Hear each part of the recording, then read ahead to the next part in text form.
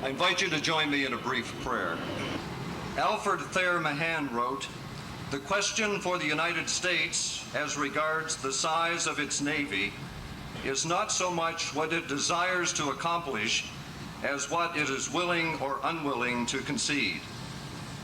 As this magnificent submarine is commissioned, may the USS Tucson be both a symbol and statement to the world that we desire no conquest of other lands, but that we are willing to defend the Constitution of this great land, that we are unwilling to ever forfeit our right to life, liberty, and the pursuit of happiness, for these are certain unalienable rights endowed by our Creator. How appropriate that 1 week after the 50th anniversary ending World War II and the Declaration of Peace, that we add today the USS Tucson to the fleet. Our prayer is that her long service will ensure our desire and willingness to preserve that peace so joyously celebrated a half-century ago, as she and her crews sail into the dawn of a new century. Amen. Guests, please be seated. Commander Dwayne M. Baker, Jr., Prospective Commanding Officer, USS Tucson. Good morning, Senator Kyle, Senator Robb, Secretary Can, Vice Admiral Emery, Rear Admiral Shipway, Rear Admiral Morgan, Rear Admiral Buchanan, Ms. Kent, Councilman Settlemeyer, Commodore Holloway, Captain Knapp, Commodore Flannery, Commodore Morgan, Mrs. Rickover, Mr. Fricks, Mrs. Parnes, friends and members of Team Tucson. It is my great pleasure to welcome each of you to the commissioning ceremony for USS Tucson, SSN 770. This time-honored and singular event in the life of a ship is a special occasion demanding all the attention we can give it. This is the event from among all the significant events in the construction of a ship that marks her joining the ranks of the active Navy fleet. I'm especially pleased to see so many of you. As you know, the original date for this ceremony was changed due to the anticipated arrival of Hurricane Felix in the area. The safest place for ships and their crews is at sea when major storms are expected, and I can assure you this ship and her magnificent crew perform to the absolute highest expectations. Although I will reserve my expressions of gratitude to the many individuals and organizations represented here today for another time, I will recognize a few of these groups now because there will not be another similar opportunity. First, I want to thank Mrs. Gloria Parnes and the Commission on USS Tucson, SSN 770, here today representing their fellow citizens of Tucson, Arizona. Their tireless efforts have made it possible to celebrate the commissioning of this magnificent warship in style and grace. The next group includes the managers and employees of Newport News Shipbuilding. They have produced for the United States Navy the most complicated, most complex single machine ever designed and built by man. Finally, I want to thank my fellow commanders and commanding officers of submarines, mostly homeported here in Norfolk, who willingly accepted individual members and groups of my crewmen to their ships to train and help qualify them for me. Your extraordinary efforts helped form the nucleus of the exceptional crew you see before you today. Again, I would express a sincere welcome to Team Tucson. Enjoy today's ceremony. I encourage you to visit the ship afterward and to marvel at the complexity and exactness in what you see. Ask your questions of this fine crew as you get to know them. You will see why I say Tucson is the finest crew in the finest submarine in the fleet today. Thank you.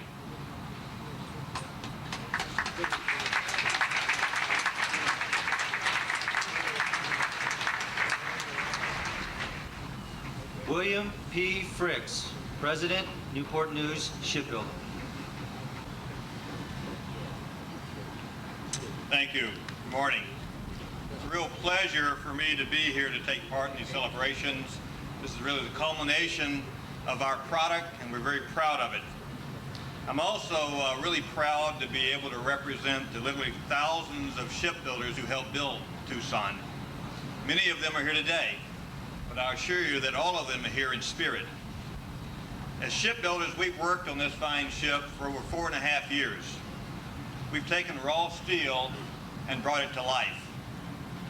But beneath the steel that you see lies an even stronger armor of spirit. You'll find the craftsmanship of the finest shipbuilders in the world.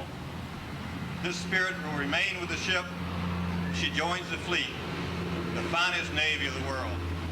There's also the heart of the true West in this ship, named as she is for the pioneering spirit of that city. One look at the Tucson history book shows a story of rich courage, tenacity, and just downright true grit. And I think you look at this ship and this crew and you see those same qualities. Tucson is Newport News's 51st nuclear submarine and our 27th of the LA class. And at Newport News, we're very proud of the work on the Tucson. I can assure you she was built well and she was built efficiently. We've had the great pleasure to work with the ship's commanding officer, Commander Dwayne Baker. This has actually been the commander's second stay at our yard, and it's been good to work with such a fine officer and a great crew. We'll follow the Tucson's exploits with great expectations. Commander Baker, officers and men of Tucson, on behalf of the shipbuilders of Newport News, we salute you and wish you fair winds and following seas. Thank you.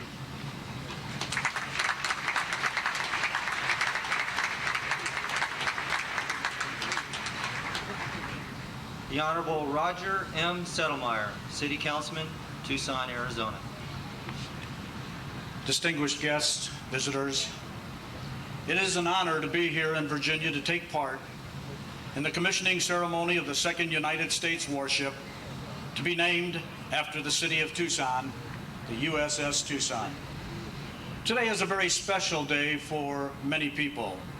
Built to protect and assure the United States position as a world leader, the USS Tucson has the most advanced state-of-the-art weapons, communications, sensor, and propulsion systems available.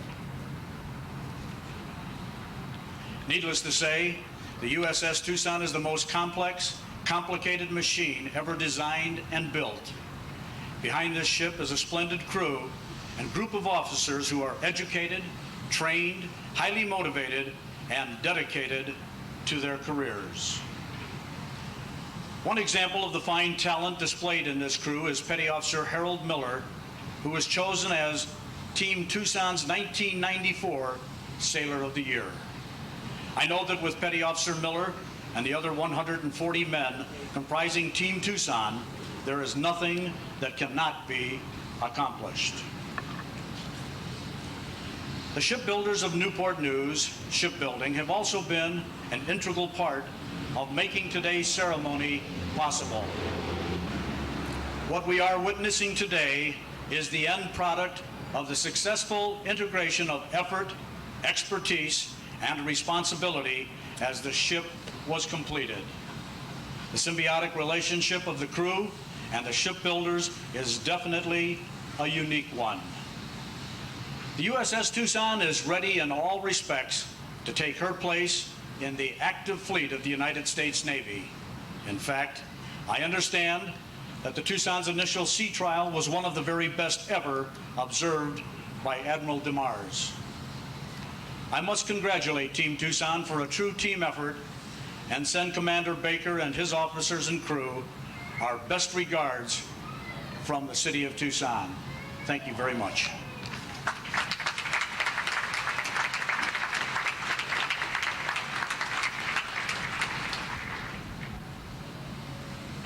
Captain Roland B. Knapp, Supervisor of Shipbuilding, Newport News. Good morning, Senator Kyle, Senator Robb, Admiral Emery, Mr. Fricks, Mr. Can, and Ms. Kent. and officers and crew of Tucson, distinguished guests, ladies and gentlemen. It's a great honor to be able to share a few moments with you on this truly memorable occasion honoring this magnificent ship. This is the best our nation's technology can produce, and it's another outstanding product of our nation's independently superior industrial capability. Mr. Fricks, you and your team have done another outstanding job and done themselves proud. As an aside, I would like to mention the fact that I would have liked to have taken time to pay a little tribute to Pat Phillips, the current CEO of Newport News Shipbuilding, who, as some of you may know, is retiring on the 1st of November this year, and to credit him for the over 46 years of naval ship construction that he's put in, because he will be sorely missed. And it's unfortunate he couldn't be here for this ceremony. But nonetheless, I would like to just recognize his what he's done for the Navy and for the nation as a whole. Normally at these events I speak about the prowess of the American shipbuilder and how these basically ordinary people like you and I dedicate themselves to producing a quality product like the one that we're standing on today. Yet today I choose to focus instead on only one aspect of the construction and delivery of this ship, and to recognize those responsible. No one could have contributed the way that the total effort of Team Tucson has. The ship's force inspecting, accepting, and operating every single system on board, Newport News Shipbuilding, and ensuring that every single one of those systems was ready in every respect when it was presented for turnover, and my supervisor of shipbuilding personnel in ensuring that all systems were constructed properly and ready when they were presented, as well as ensuring that all spare parts were on board when first we set to sea. This totally incredible effort, with each playing their respective role, has produced a ship better than its predecessor. And it's all been the result of the homogeneous blending of this group, Ship's Force, Newport News Shipbuilding, and my supervisor of shipbuilding personnel working together as a team. Quite frankly, to me, it's sad to watch Newport News Shipbuilding continue to more productively produce these submarines, knowing that this product line is coming to an end. But this fact, however, has not deterred their desire nor their drive to give the Navy more for less. They give us the best they can, and I, for one, would like to compliment them for doing so. The real key in this effort, however, to elicit the phenomenal delivery of this submarine can be in large part primarily directed directly at the exceptional crew that you see before you today. Because it's they who take this technological marvel and turn it into a true warship. These individuals involved with the production and delivery of this ship are absolutely the best, as Dwayne mentioned earlier. They're the best that our nation has to offer, our best young people, and they performed exceptionally throughout. And it's my distinct pleasure to be here to be able to recognize the entire team that made this event a reality. And it's truly been a challenge, but together all have definitely given the nation its biggest bang for the buck. I leave you with one last thought, and that is, sail well, Tucson. May you forever have fair winds and following seas, and never have to venture into harm's way. And I thank you very much.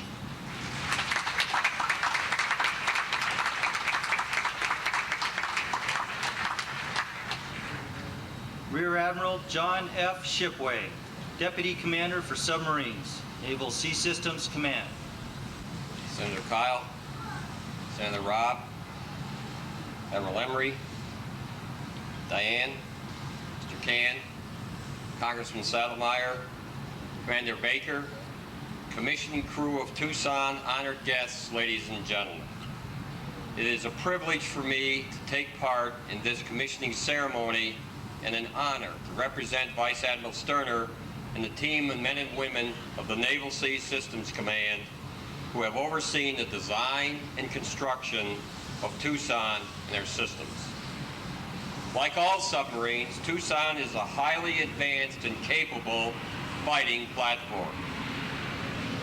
Bringing her to reality today has required the combined efforts of many individuals, both within the Navy, including Commander Baker and his just superb crew, as well as in the private industry. All have worked with dedication, professionalism, and in the spirit of cooperation. Today, I represent that part of the Navy industry partnership responsible for producing our warships and their shipboard combat and electronics weapons systems. The key to producing Tucson has been the technical excellence of this partnership and the support of the hundreds of suppliers who provide the critical elements that make up such a formidable platform. I join the Navy team in expressing our admiration and appreciation to Bill Fricks and your Newport News workforce for their diligence and craftsmanship. We also congratulate all those who have the privilege to serve aboard Tucson. To Commander Baker and to the commissioning crew, our thanks for your hard work in making Tucson ready for sea. Tucson, there is a job waiting for you and a fleet that will make you welcome. Godspeed to you all. Thank you.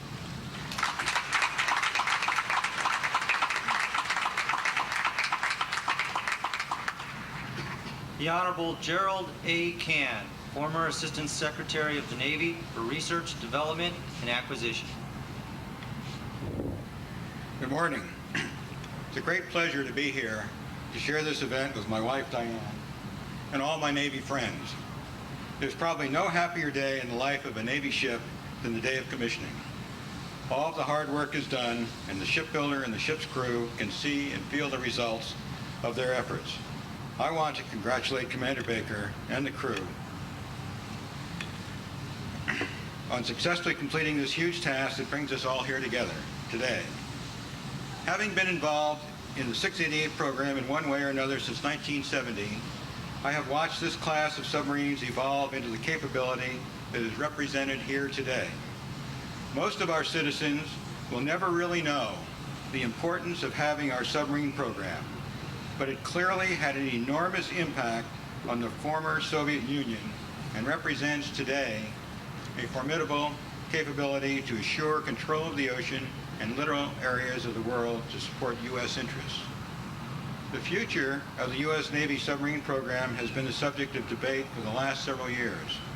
It is important that in that debate, the unique capability of the submarine and the enormous investment in people and skill is not lost. I trust that this will not happen. In closing, let me again wish the crew of the Tucson good luck and the submarine force continued success into the 21st century. Thank you.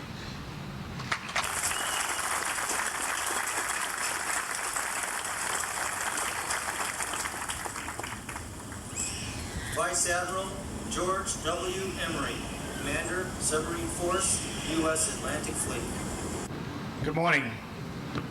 It is my distinct pleasure to commission and accept the 59th Los Angeles-class submarine into the Atlantic Submarine Force.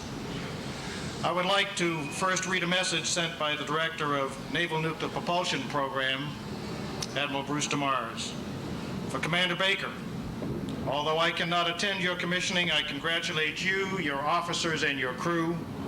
I observed your fine performance during sea trials. Now you must make Tucson a warship. I am sure Tucson will always be a source of pride to your sponsor, Diane Kent. I wish you Godspeed. Signed, B. DeMars, Director, Naval Nuclear Propulsion. I will now read the commissioning directive. From the Chief of Naval Operations to the Commander of the Submarine Force, United States Atlantic Fleet, subject, commissioning order for USS TUCSON, SSN 770. When Tucson is ready in all respects on or about the 9th of September 1995, you are directed to place that ship in commission in Norfolk, Virginia, and direct the commanding officer to report by message to the Commander-in-Chief, U.S. Atlantic Fleet, for duty in the Submarine Force, U.S. Atlantic Fleet, signed J.M. Border, Admiral, United States Navy, Chief of Naval Operations. Commander Baker, place Tucson in commission and assume command of USS Tucson. Aye, sir.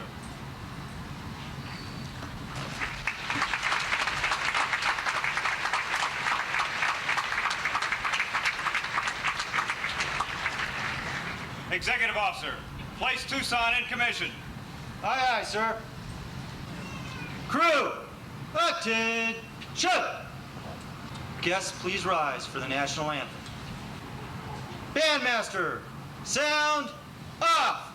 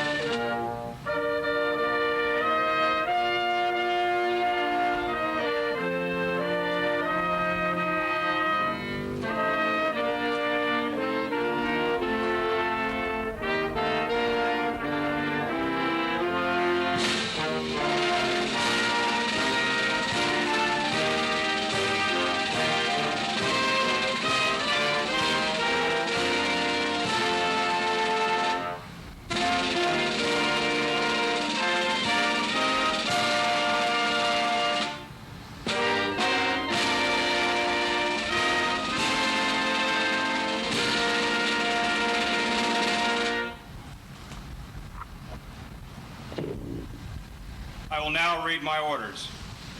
Bupers order number 3252. Official change of duty orders for Commander Dwayne M. Baker, Jr., United States Navy.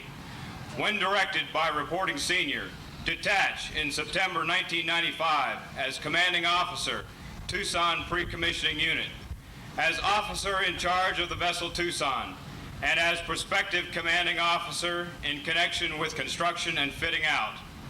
Upon commissioning of USS Tucson, SSN 770, report for duty as commanding officer.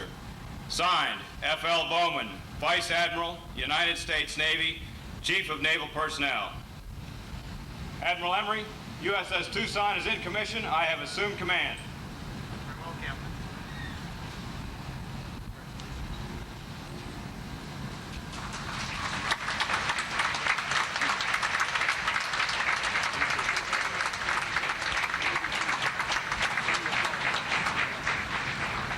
Executive Officer, set the watch. Aye, aye, sir. Duty officer, set the watch. Aye, aye, sir. Set the watch on deck, Section 5.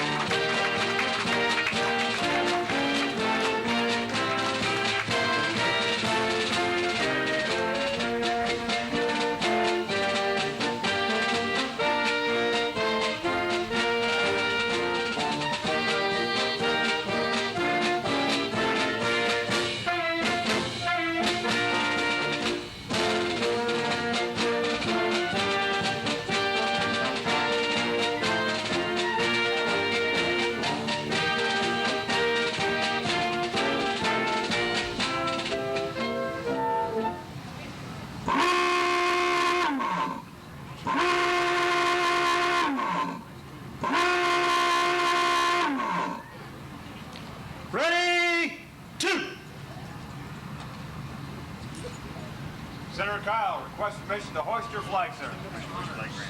Aye, aye, sir. Executive Officer, hoist Senator Kyle's flag. Aye, aye, sir. Duty officer, hoist Senator Kyle's flag. Aye, aye, sir.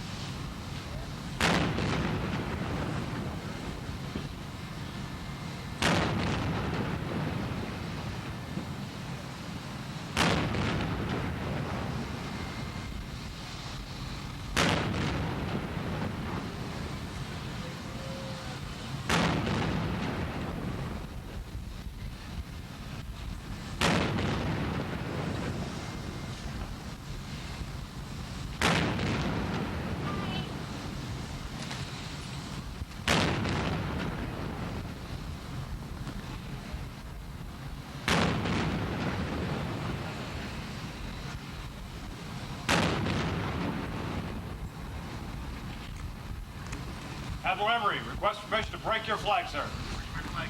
Aye, sir. Executive Officer, break Vice Admiral Emery's flag. Aye, aye, sir. Duty officer, break Vice Admiral Emery's flag. Aye, aye, sir.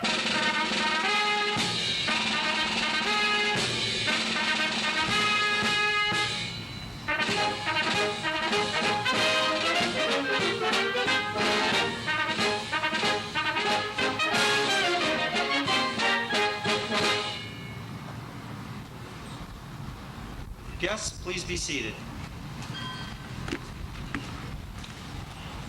Crew, parade, rest. Commander Dwayne M. Baker, Jr., Commanding Officer, USS Tucson. Good morning again.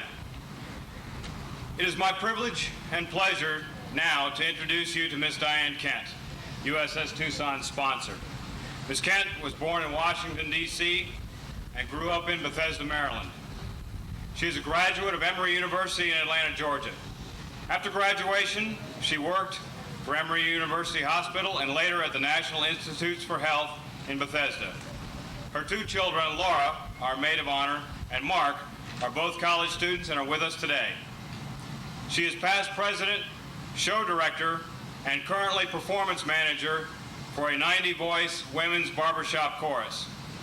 She also performs in a quartet and an octet. Please join me in welcoming the sponsor of Team Tucson, Miss Diane Kent.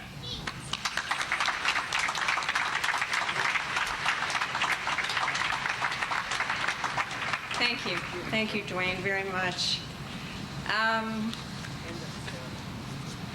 It's almost hard to speak after what we've just witnessed. When asked to make a few remarks today, I reminded myself of the 3 B's of remark making. Be brief, be sincere, and be seated. First, let me say how honored and privileged I feel to be the sponsor for the USS Tucson. My heartfelt thanks go to the Navy and to my husband, Jerry, for this wonderful opportunity.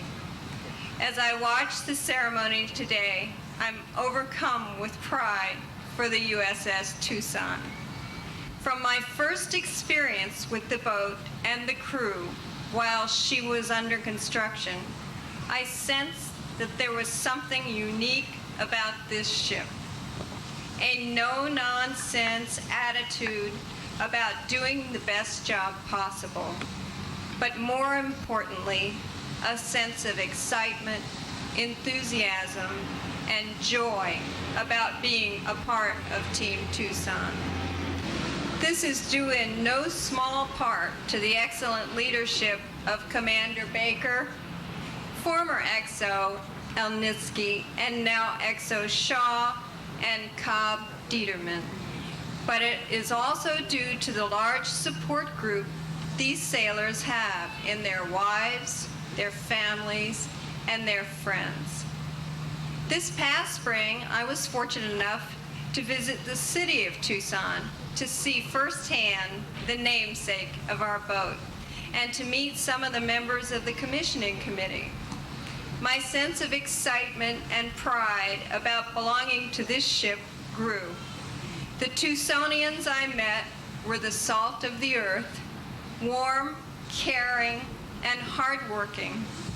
They were proud of their Navy. They were proud of their city. They were proud of their state, and most of all, they were proud of their country. There could not have been a better match for a sponsoring city.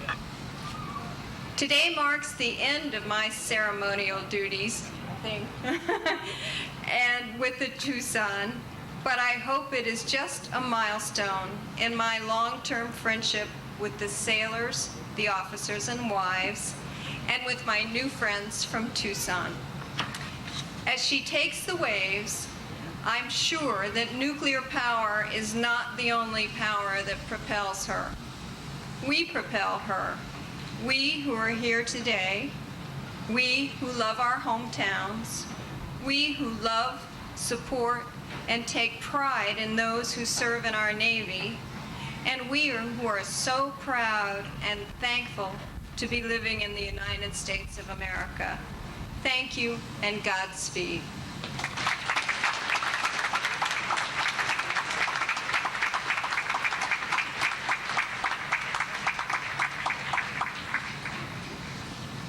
Vice Admiral George W. Emery, Commander, Submarine Force, U.S. Atlantic Fleet. Diane, those are beautiful words.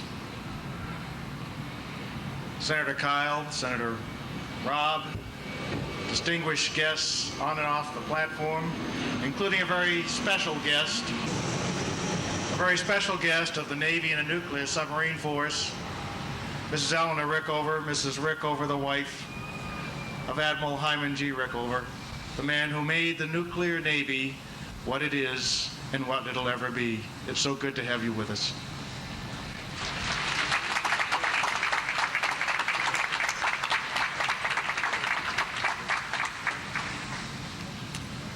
Ladies and gentlemen, men of Tucson and families of Tucson, I'm honored here to be here this morning to join with you in commissioning this fine ship.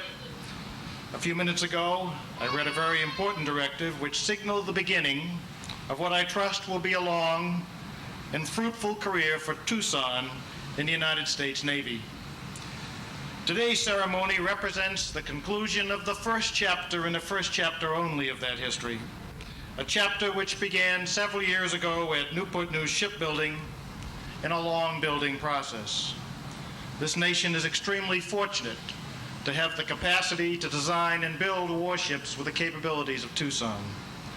Bill Fricks leads a fine team of professionals just across the river at Newport News Shipbuilding that are among the finest craftsmen our nation has produced.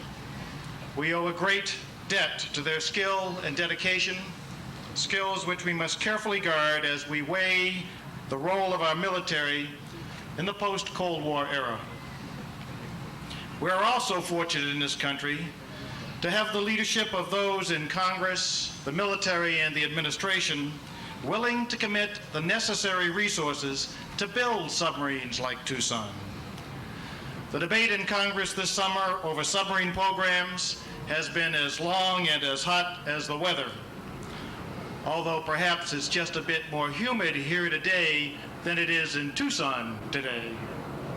The question of whether to build the third and final Seawolf submarine and whether to fund the advanced procurement of the follow-on new attack submarine is of vital importance if this country is to maintain the dominance we have worked so hard to achieve in our undersea environment. There is no question that our nation needs the capacity to project power in support of our national policy worldwide.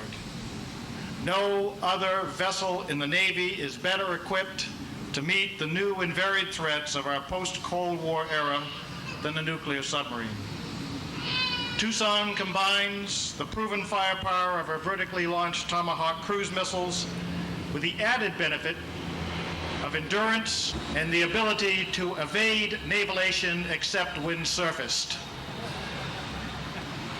Stealth.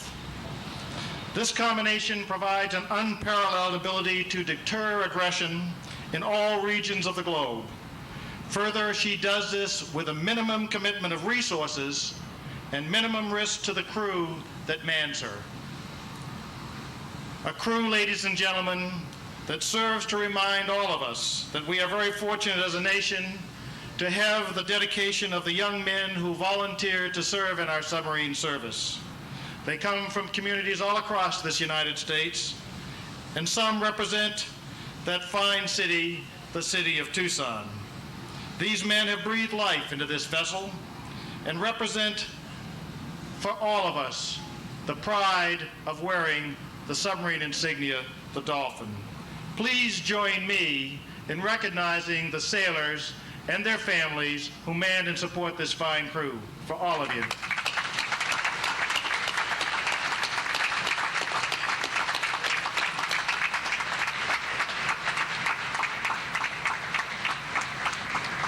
And now it is my distinct pleasure to introduce the principal speaker today, Senator John Kyle of Arizona. Born in Oakland, Oakland, Nebraska. In 1942, Senator Kyle comes from a lineage of public service. His father represented Iowa's 4th Congressional District for 13 years. The senator graduated from the University of Arizona in 1964 and went on to earn his law degree 2 years later. He spent the next 20 years with the Phoenix law firm of Jennings, Strauss, and Solomon. In 1986, he won his first of 4 consecutive terms in the House of Representatives, where he earned a reputation as an honest broker of sensible government and an expert on defense matters. In 1994, Senator Kyle was elected to the United States Senate, continuing to fight for effective government, serving on several key committees. Ladies and gentlemen, please join me in welcoming Senator John Kyle.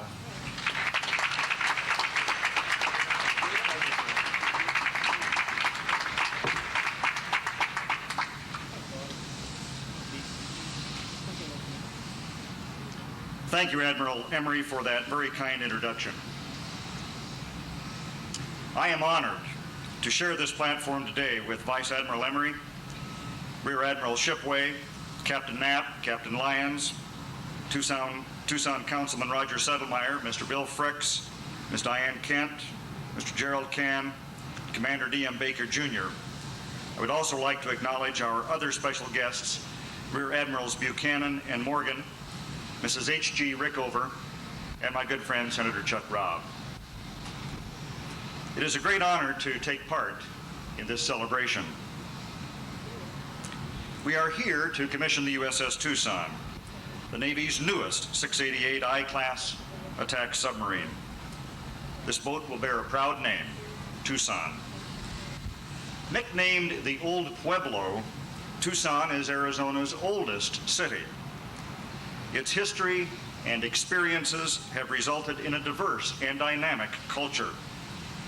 Tucson is a city that has experienced considerable economic and population growth, but it has managed to preserve a cultural mosaic with a unique blend of Anglo, Spanish, Native American, and other heritages. And it should be noted that since Arizona's admission to the Union in 1912, Tucson and its residents have maintained a strong commitment to our country's national defense. The USS Tucson, SSN 770, is the second ship of the Navy to bear the name of this great Arizona city. The first Tucson was a light cruiser commissioned on February 3rd, 1945. It joined the fast carriers in mid-1945 in time to participate in the final assault on the Japanese Empire and its inner defenses. After the surrender of Japan on September 2nd, 1945, that Tucson remained in the Far East and helped perform various gunnery and anti-aircraft training missions for the Pacific Fleet. On June 11th, 1949, Tucson was decommissioned and berthed with the San Francisco group of the Pacific Reserve. We are honored that we have with us today some of the original crew members, their wives, and the widows of now deceased crew members of this first Tucson. They were young men and women at the time, and we are forever grateful for their courage and sacrifice and service, both during the war and its Cold War aftermath. The crew members knew what they were doing was right, and they were willing to place themselves in harm's way to preserve our democratic system and our way of life. Because of its service during the final year of World War II, the first Tucson earned 1 battle star. And I would like now for the crew members, wives, and widows of the first Tucson to please stand and be acknowledged for their invaluable contribution to our country.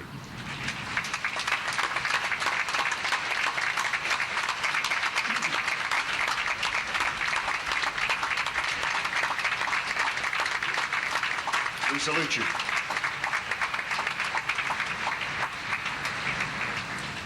It is fitting that the name Tucson be resurrected and passed on to the new attack submarine we dedicate today. The crest of the new Tucson has as its center the image of the mission Sanavir del Bac, known as the White Dove on the Desert. mission was founded by the famous Italian Jesuit missionary and explorer Father Kino in 1700.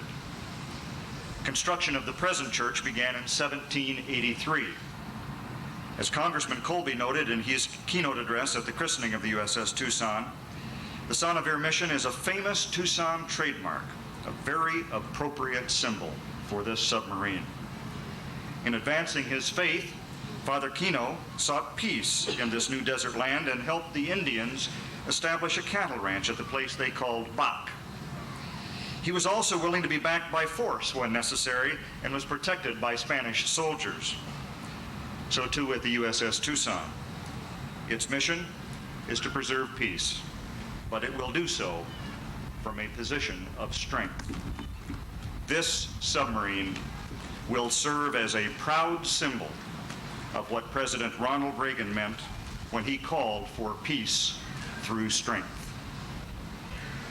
It is now a worn cliche that the Cold War is over, suggesting to some that we pursue a rapid and, in my view, irresponsible demilitarization. We know that the world is still a very dangerous place. This nation must never forget the deterrent value of a highly capable military. The threats are real. As former CIA Director Bob Gates put it, history is not over. It was merely frozen and now is thawing with a vengeance.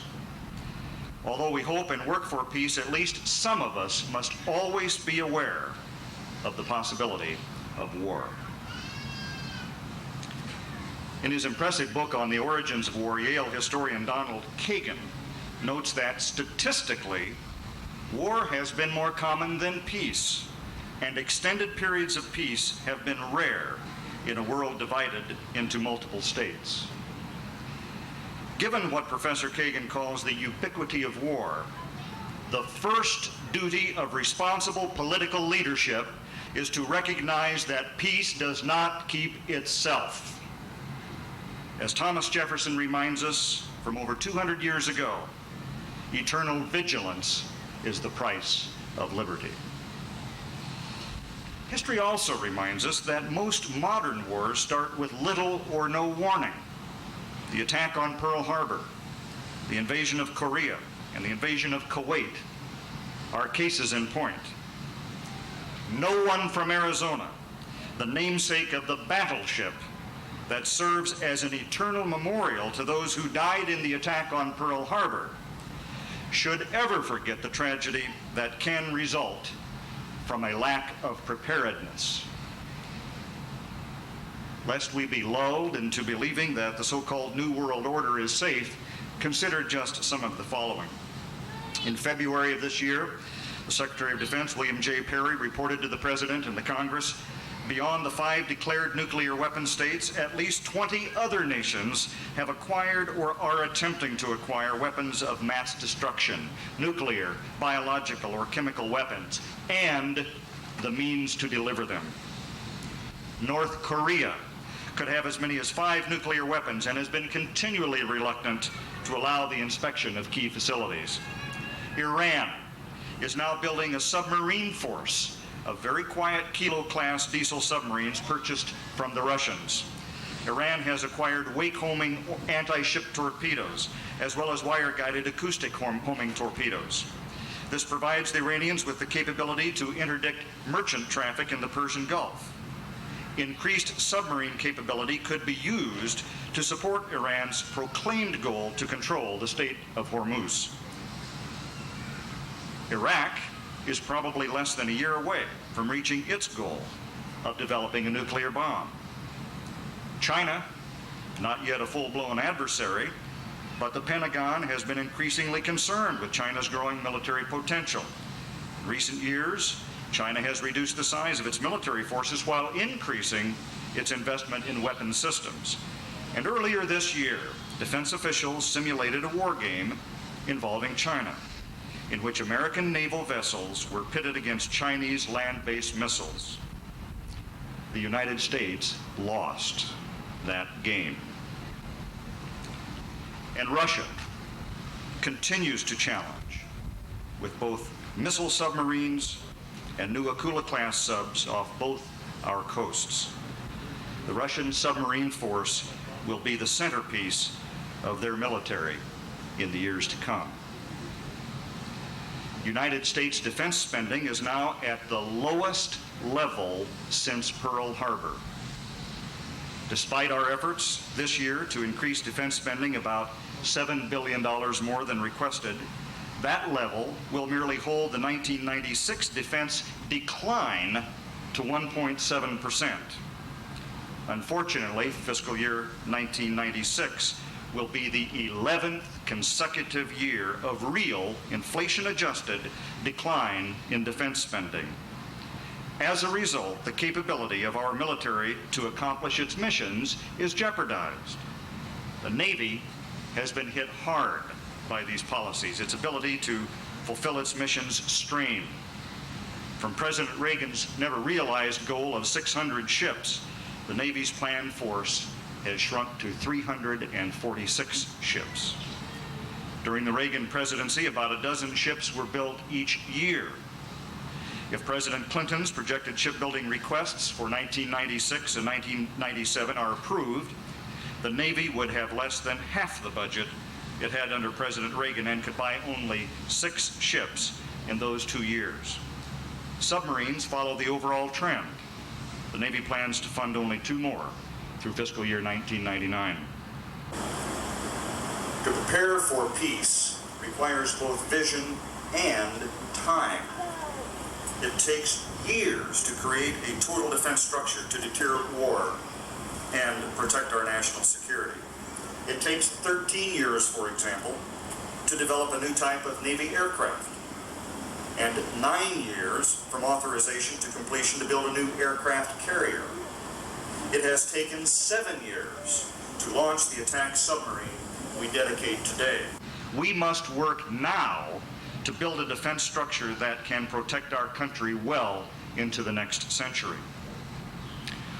Why is sea power so important today? Well, as former Secretary of Defense Dick Cheney has pointed out so eloquently, it's the same reason that American naval power has been important since the founding of our nation.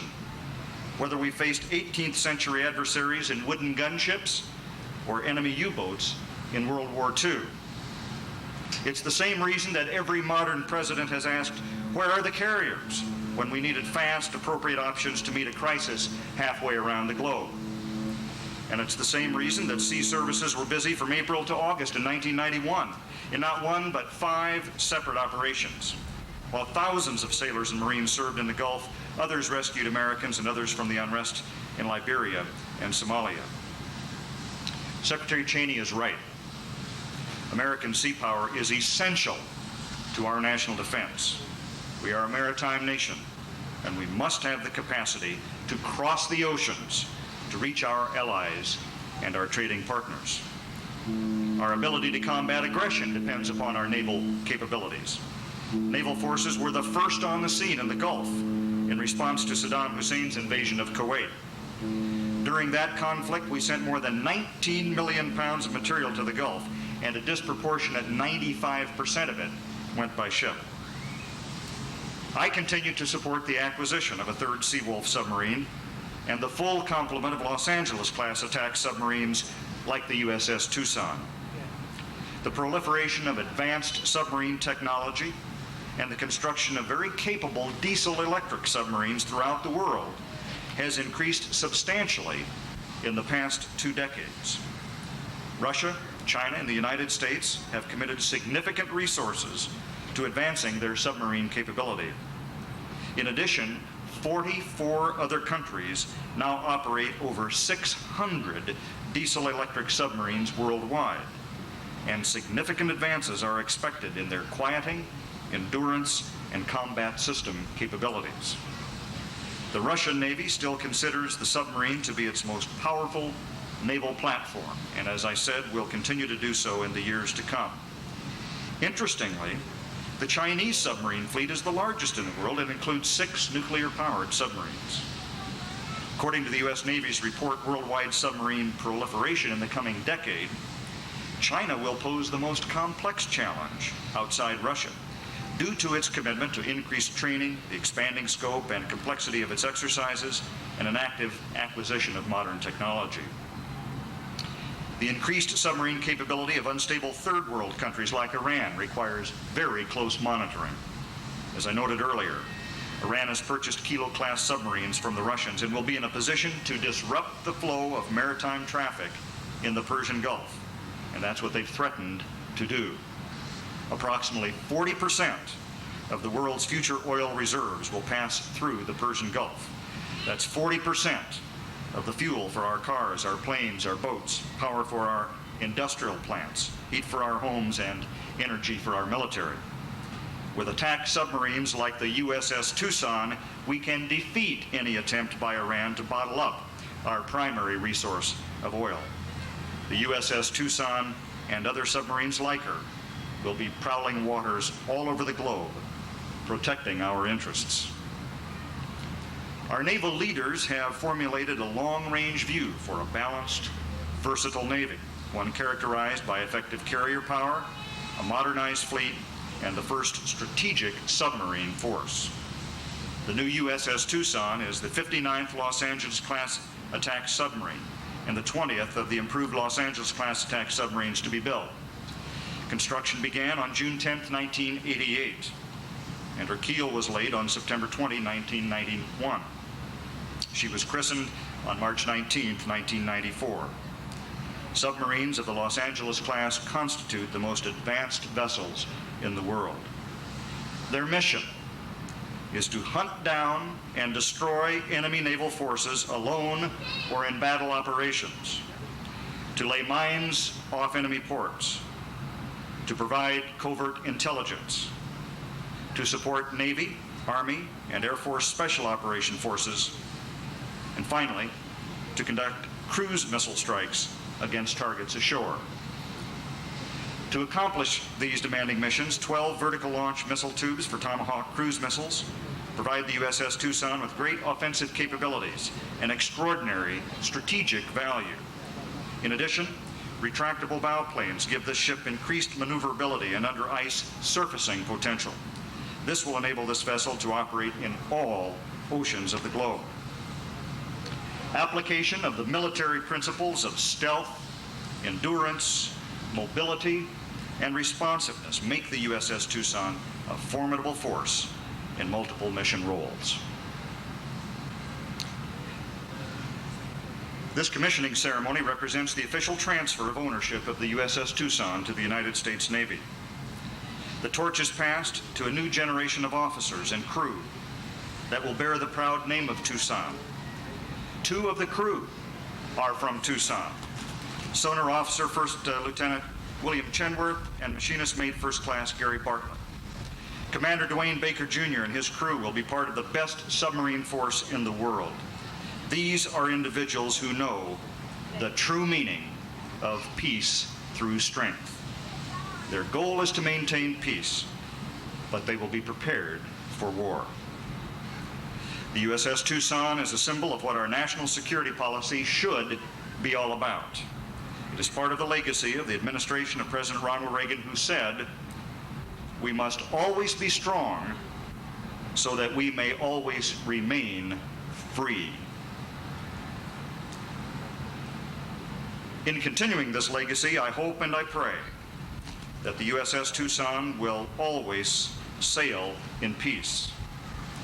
I wish the officers and crew of the USS TUCSON all the best in the years to come.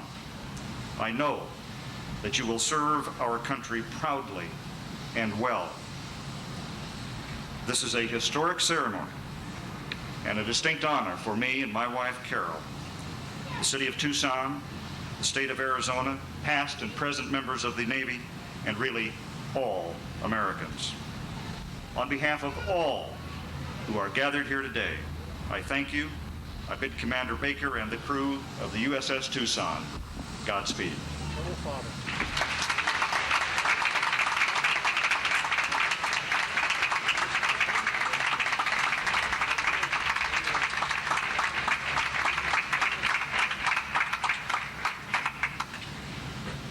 Crew, attention! Guests, please rise for the benediction by Chaplain Lyons.